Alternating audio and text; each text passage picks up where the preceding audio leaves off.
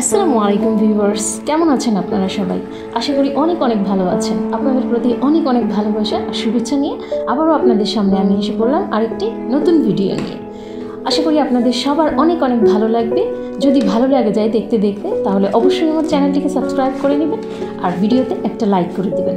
যারা ইতিমধ্যে আমার চ্যানেলটিকে সাবস্ক্রাইব করে নিয়েছেন তাদেরকে অনেক অনেক ধন্যবাদ আর তাদের প্রতি রইল অনেক অনেক কৃতজ্ঞতা। তো চলুন দেখে নেওয়া যাক আপনাদেরকে আমি আজকে কি দেখাতে যাচ্ছি। আজকের ভিডিওতে আপনারা দেখবেন আমার ডিনার প্রস্তুতি। ডিনারের জন্য আমি রেডি করেছি চিকেন কারি আর রুটি, আর সাথে আছে সালাদ। তো ভিউয়ার্স, কালকে আমার পরিবারে আরেকজন নতুন সদস্য যোগ হয়েছেন। কালকে আমার আরেকজন নতুন সাবস্ক্রাইবার এসেছে, আলহামদুলিল্লাহ রাব্বিল আলামিন। যিনি কালকে আমার চ্যানেলটিকে সাবস্ক্রাইব করেছেন, তিনি যদি আজকে আমার ভিডিওটি দেখে থাকেন, তাহলে আপনাকে রইল আমার পক্ষ থেকে অনেক অনেক অনেক অনেক অনেক অনেক স্পেশাল ধন্যবাদ আপনি গ্রহণ করে নেবেন। আর যারা আজকে নতুন করে আমার ভিডিও দেখছেন, তাদের প্রতি রইল আমার অনুরোধ, তার প্লিজ আমার চ্যানেলটিকে সাবস্ক্রাইব করে নেবেন। তো বন্ধুরা, আমি মনে হয় একমাত্র ব্লগার যে চ্যানেলের মধ্যে কয়েকবার সাবস্ক্রাইবের কথা বলি। অন্য ব্লগাররা সম্ভবত এত বলে না। আপনারা যদি বিরক্ত হন তাহলে কষ্ট নেবেন না প্লিজ, আর আমাকে কমেন্ট করে অবশ্যই জানাবেন আপনাদের কেমন লাগে আমার ভিডিওগুলো। তো এখানে আমি প্রথমে রুটির জন্য আটাগুলো গুলে নিলাম। আটা আমার হাজব্যান্ড পাকিস্তানে সাধারণত গরম পানির আটা রুটি খায় না, তো এজন্য ঠান্ডা পানি দিয়ে আটা গুলে নিতে হয়। আর আটা গুলে নিয়ে আমি ঢেকে রাখলাম কিছুক্ষণের জন্য। এতে কি হয়, রুটিগুলো পরবর্তীতে নরম হয় আর অনেক সফট থাকে, কেননা ঠান্ডা পানির রুটি তাড়াতাড়ি শক্ত হয়ে যায়। আর এখানে পাকিস্তানে হট বক্স পাওয়া যায় রুটি রাখার জন্য, এখানে পাওয়া যায় না, সেজন্য রুটির জন্য একটু স্পেশাল খেয়াল রাখতে হয়। তারপরে আমি শুরু করলাম আমার কাটাকুটি, পেঁয়াজ, তারপরে এটাকে কি বলে, টমেটো, এগুলো কেটে নিলাম। তো এই কারিটি বানানোর জন্য দইয়ের দরকার ছিল, আমার কাছে দই ছিল না, সেজন্য আমি দই ছাড়াই বানিয়েছিলাম। তো এটাতে বিন্দুমাত্র পানির কোনো ব্যবহার নেই এই কারি বানানোর সময়। এটাতে প্রথমে পেঁয়াজ আর টমেটোগুলো মশলা দিয়ে প্রথমে ভুনে নিতে হয় তেলের মধ্যে। তেলটা একটু বেশি লাগে, ঘি থাকলে, দেশি ঘি থাকলে বেশি ভালো, ওইতে সেন্টটা ভালো আসে তরকারি থেকে। তো প্রথমে এগুলো ভুনে নিয়ে তারপরে একটু ব্লেন্ড করে নিতে হয়। আর এই মুরগিটা শক্ত ছিল, ফ্রিজ থেকে আমার মনে ছিল না পানিতে ভিজানোর জন্য, দেরি হয়ে গিয়েছিল। আমি সম্ভবত 3টার দিকে মুরগিটা ভিজিয়েছিলাম, 3টা সাড়ে 3টার সময় আমি কাটাকুটি শুরু করেছিলাম। তো মুরগিটা কাটতে আমার একটু কষ্টই হচ্ছিল।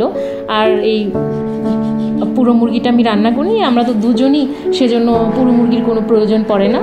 একটা থাই আর এক পাশের একটা অংশ, অল্প একটু মাংস আমি রান্না করেছিলাম, কেন শুধু রাতের খাবারের জন্য। সকালে ওনার জন্য আলাদাভাবে নাস্তা বানাতে হয়, উনি আর রাতের খাবারটা সকালে খান না। অল্প যেটুকু থাকে তরকারি আমি সকালে খেয়ে নিই।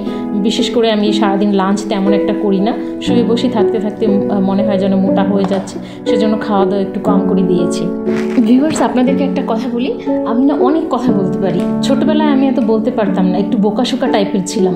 স্কুলে যখন যেতাম, টিচাররা মার দেওয়ার আগে কিছু বললেই আমি কেঁদে দিতাম, অনেক কাঁদতাম, আমি কথায় কথায় কাঁদতাম। আমার আম্মা আর নানি অনেক বিরক্ত হয়ে যেত। জানি না বড় হওয়ার পরে আমি এত কথা কীভাবে শিখেছি। আমি যদি একটা টপিক পাই, সেটা নিয়ে আমি ঘন্টার পর ঘন্টা কথা বলতেই পারি। মাশাআল্লাহ, আলহামদুলিল্লাহ রাব্বিল আলামিন। আমার হাজব্যান্ডও বলে তুমি অনেক কথা বলতে পারো। আমার কাছে মনে হয় যেন আমার এটা একটু বিশেষ গুণ, আমি অনেক কথা বলতে পারি। আর আমার অনেক প্রাউড ফিল হয় যখন কেউ বলে যে আমি অনেক কথা বলতে পারি। কিন্তু এইখানে তেমন একটা কথা বলার মতো কোনো লোক নেই। আমার পাশের ফ্ল্যাটে একটা ভাবি আছেন, উনি ইন্ডিয়ান, উনি হিন্দিও জানেন না, উনি কর্ণাটকের সম্ভবত, ওনার ভাষা হচ্ছে তেলেগু। তো ওনার সাথে তেমন একটা, উনি আসেন না তেমন একটা বাইরে, সারাদিন উনি ঘরেই থাকেন আর ফিল্ম টিম দেখেন। আমিও তেমন ওনার কাছে, আমি কোনো দিনও যাই না ওনার কাছে। ওনার বার্থডেতে একদিন আমাকে লাঞ্চে ডেকে নিয়ে গিয়েছিল ওই দিনই। আর প্রথম যেদিন এসেছিল সম্ভবত সেদিন আমি গিয়েছিলাম, কি আমার হাজব্যান্ড গিয়েছিল দেখা করার জন্য। আর একদিন আমার ফিঙ্গারপ্রিন্টের জন্য মেডিকেলে গিয়ে, পুলিশ স্টেশনে গিয়ে ওনার সাথে আমার দেখা হয়েছিল। এই ওনার সাথে আমার দেখা। আর দোতলাতে একটা ভাবি থাকতেন পাকিস্তানি, উনি চলে গিয়েছেন, ওনার সাথে আমার কথা হতো, অনেক জমতো। ভাবি অনেক কম কথা বলতেন, আমি বলতাম আর ভাবি হ্যাঁ হ্যাঁ। ভাবি অনেক ভালো একজন শ্রোতা, আমি এত বলতাম, ভাবি খালি শুনতেনি। আমি মাঝে মাঝে ভাবিকে জিজ্ঞেস করতাম, ভাবি আপনি কি বিরক্ত হন আমার কথা শুনে? ভাবি বলতেন না তুমি বলো, আমার অনেক ভালো লাগে তোমার কথা শুনে। এখনও আমি ভয়েস ওভার দেওয়ার সময় ভাবি আমাকে কল করেছিলেন, আমি উঠাতে পারিনি, ভয়েস দিয়ে তারপর ইনশাল্লাহ ভাবির সাথে কথা বলবো। ভাবি আমাকে অনেক পছন্দ করেন, আমিও ভাবিকে অনেক ভালোবাসি। তো এই আমার এখানে কথা বলার তো লোক নেই, তাই ভিডিওতে আমার বেশি বকবক করা হয়, এই চ্যানেলের মধ্যে বেশি বকবক করা হয়। মনে হয় যেন আমার দর্শকরা বিরক্ত হচ্ছেন, আর বিরক্ত হবেন না প্লিজ, এটা এক একজনের এক একটা অভ্যাস থাকে। আর আজকাল মনে হয় যেন মানুষ কথা বলা ভুলেই যাচ্ছে, তেমন কারোর সাথে কেউ মিশে না, কথা বলে না, সামাজিকতা কমে যাচ্ছে, এরকম একটা অবস্থা। বাড়িতে গেলে আমার ভাতিজিরা আছে, ওদের সাথে আমার অনেক কথা বলা হয়, আর তো কেউ নেই বাড়িতে কথা বলার মতো। তো কথা বলার মতো অ্যাকচুয়ালি লোকই নেই আমার কাছে। শ্বশুর বাড়িতে গেলে সেখানে ভাষা ডিফারেন্ট, তারা পাঞ্জাবি ভাষায় কথা বলে, আমি উর্দু পারি হালকা সালকা, তো এই জন্য আর কি। তো ওইখানে আমার বড় ভাবি যিনি আছেন, ওনার সাথে ভাবি উর্দু বলেন আমার সাথে, ভাবির সাথে প্রচুর বকবক করা হয় আমার। কিছু আছেন যারা আমার কথার সঙ্গ দেন, বড় আপু আছেন আমার হাজব্যান্ডের বড় বোন, উনি অনেক বয়স্ক, ওনার সাথেও অনেক কথা হয় আমার, ওনার মেয়েদের সাথে আমার অনেক কথা হয়, ওরাও আমার কথা অনেক পছন্দ করে। আমার অনেক ভালো লাগে যারা আমার কথা অনেক পছন্দ করে, আমাকে যারা সাপোর্ট করে। এটাই স্বাভাবিক, তাই না? যে যারা আপনাকে ভালোবাসবে আপনিও তাদেরকেই ভালোবাসবেন, এটাই মানুষের স্বাভাবিকতা, এটাই ন্যাচারাল হয়ে থাকে। তো যাই হোক, আমি বেশি বলে ফেলছি মনে হয়, এত বলা সম্ভবত আপনাদের সাথে ঠিক নয়।